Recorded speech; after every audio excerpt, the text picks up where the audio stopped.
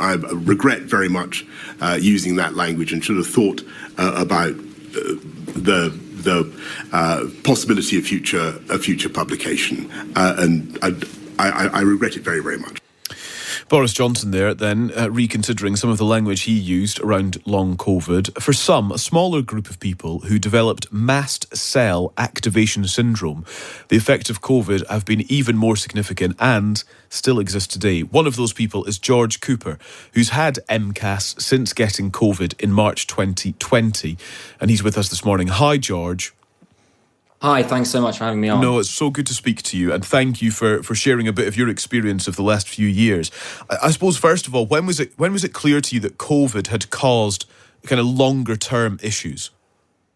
Well, I got COVID in March 2020, and after that, I didn't need to go to hospital. It was never that bad, but it was kind of just below that, and I was getting loads of food allergies, so really, really bad food allergies. Out of nowhere, really. And I was just losing weight at no end. I was 84 kilos and I ended up at 47 kilos. So I think I lost 6 stone and I was still eating a lot of food, and I've never had problem with food before. So that was kind of when I knew, but it was a scary time because all of these new symptoms were coming up, and I just didn't know where they were from. And to be honest, I didn't receive the best help at that time. So the food allergies having a really significant impact on you. And so is that when you kind of go to a doctor and you start saying, look, what on earth is happening here? Yeah, so for me, actually, it took about 2.5 years to get a proper diagnosis. I was kind of told that I had long COVID, and then I was told that I had ME. And I was basically told that it was in my head and it would never get better. And nobody could help me. And it actually ended up to the point where I ended up I was put in an eating disorders clinic. And then while I was in there, the tests from a private doctor, because in the end I had to go privately, came back and proved that I did have MCAS. And yeah, that was about 2.5 years after I got ill. Okay. So it can be a really tough road, but yeah, that's how I ended up getting there.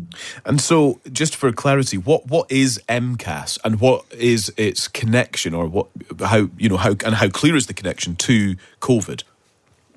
So MCAS, Mast Cell Activation Syndrome, it's basically your body is reacting to external stimuli as if it's a toxin. So things that shouldn't be harmful to you, like food or scents, are going to set off your immune reaction. So you're basically going to get ill from things that shouldn't make you ill. And the connection to COVID is that you need an illness to set it off. Okay. But it doesn't actually need to be COVID. It can be anything. It can be glandular fever or the menopause. It can be a vast range of things. And I think for the people that have actually had MCAS before long COVID, it's difficult because now there's such a light on it, which is so great. But some people have been ill for 15, 20 years with it. Wow, okay. I mean, it's so astonishing as we are still really grappling with understanding the long-term impacts that contracting COVID can have. And so I suppose, George, it's important just to find out how you live with MCAS today and how it has affected your, I suppose, ability to just live and to do the things that you may have been doing before you got COVID. Yeah, I mean, I was a junior architect before and keen on lots of different sports, and I can't do any of that now. And I think that the main thing that I've got since getting a diagnosis of MCAS is it's a lot more positive, because finding my peers at Mast Cell Action and having a good doctor that believes in me and tells me that it is going to get better is the mainly good thing. But I've got a long way to go, and my life is incomparable now to how it was before. I do hope that it'll get back there, and I just hope that the more we can shine a light on it, the better it will be. Yeah. But yeah, it's horrible not to be able to work or do exercise when those are two things that you kind of pride yourself on. Mm-hmm. And so as you see the COVID inquiry unfolding, and there was conversations about long COVID with the Prime Minister, or former Prime Minister this week, speaking when Boris Johnson was giving his evidence, how do you interpret what he was saying and what the COVID inquiry is trying to do? Do you feel like it's kind of acting on behalf of you in any way, and that he is speaking to you when he was giving evidence? I think so. I think it's a difficult one because I think COVID is probably the first thing in the world that's affected every single person on the planet. Yeah. So I think he's probably, the inquiry is probably speaking for all of us. I don't think that it was done well by any means, but also I think I'm kind of getting to the point where I'm kind of over trying to blame people for it, and I just hope that to be honest, the thing that I'm really looking for is kind of doctors to recognize MCAS. That would be the main thing. And I've been very lucky to go privately, but lots of people can't. And that's the thing that I'd really be keen to change. Yeah. Do you feel like you've fully comprehended all that's happened to you and is still happening to you from, resulting from your COVID experience?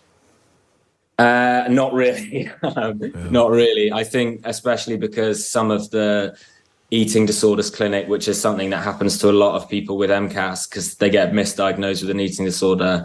PTSD has been struck around, and that wasn't a nice experience. And I definitely can't comprehend how that happened and how I ended up there. Wow. George, thank you so much. Thanks for taking the time to speak to us today. We really appreciate that.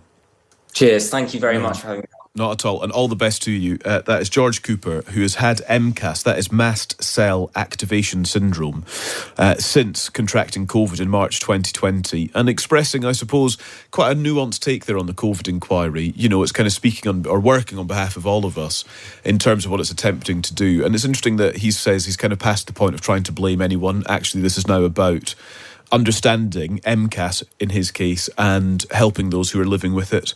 Really interesting to speak to George. Your thoughts on that very welcome. You can text 87222 and start your message with the word Times. Rishi Sunak is at the COVID inquiry on Monday. You'll get coverage of that non-stop on Times Radio. Well, in fact, there will be some stops. Basically, we're doing updates throughout the day. From about 10 o'clock on Monday morning with Matt Chorley. They take a lovely tea break every now and then as well. It's a very big